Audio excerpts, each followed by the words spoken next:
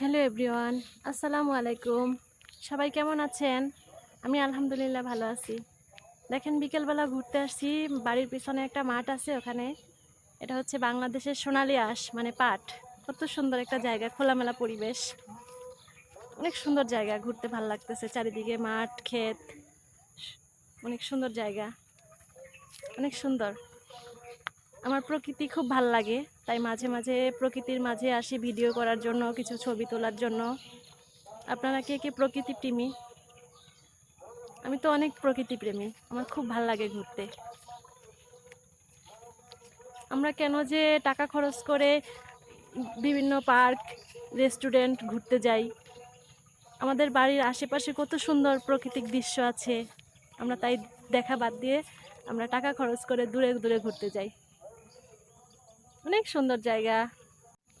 দেখেন আকাশটাও কত সুন্দর, একদম পড়ন্ত বিকেল, সূর্য ডুবে যাবে যাবে।